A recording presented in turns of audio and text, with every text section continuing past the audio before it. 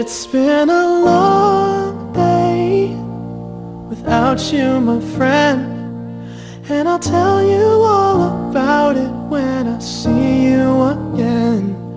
We've come a long Thank you for having me. What's even better? বৃষ্টিস্নাত সকালে রোদেলা দুপুরে test ক্রিকেটের মচমচে আমেজে আর ভেসে আসবে না রিচি বেনোর কণ্ঠে ব্যাট বলের বিশ্লেষণ। 84 বছর বয়সে নির্মম ক্যান্সারে পৃথিবীর মায়া ত্যাগ করে চলে গেলেন এই কিংবদন্তি। Richie Benaud's final test match in England as a commentator for Channel 4. He's just finished a spell of commentary at the Vauxhall End. I'm sure you'd like to join the England and Wales cricket board. 1964 সালে bat বলের পাট চুকিয়ে নেমেছিলেন cricket নিয়ে বলতে লিখতে, সেটাও শেষ করেন 2005 সালে। তার ধারাভাষ্যের শেষ ম্যাচ ছিল Ashes.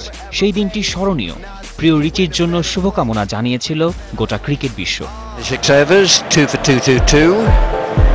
Perfect afternoon here at the Adelaide Oval. We talk about guys like Ray Warren, Ken Sutcliffe, Bruce McAvaney, the voices of sport, and then you hear Richie Benaud. What a sight it is here at the Sydney Cricket Ground. Play some 6 or 7 minutes away. With Richie's voice.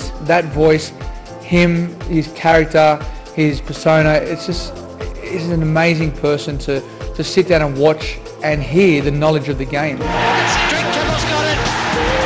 গেল নভেম্বরে ত্বক ক্যান্সারে আক্রান্ত হওয়ার কথা প্রকাশ করেন Shane ওয়ার্নের আগে সেরা লেগ স্পিনার ছিলেন বেনো। খেলেছেন 63টা টেস্ট, এর মধ্যে 28টাতে নেতৃত্ব দিয়েছেন অস্ট্রেলিয়াকে। উইকেট নিয়েছেন 248টা। বেনোই 2000 রান এবং 200 উইকেটের মালিক হওয়া প্রথম অলরাউন্ডার। অধিনায়ক থাকাকালীন কোনো সিরিজই হারেনি ধুরন্ধর ক্যাপ্টেইন হিসেবে পরিচিত বেনো। 1964 সালে ক্রিকেট থেকে অবসর নিয়ে যোগ দেন সাংবাদিকতা এবং ধারাভাষ্যে। Richie carried us for a decade or two, so it's great to see him back in the fold. You know, he taught me always don't say what the viewer can see because they can all see it. Describe what's actually happening.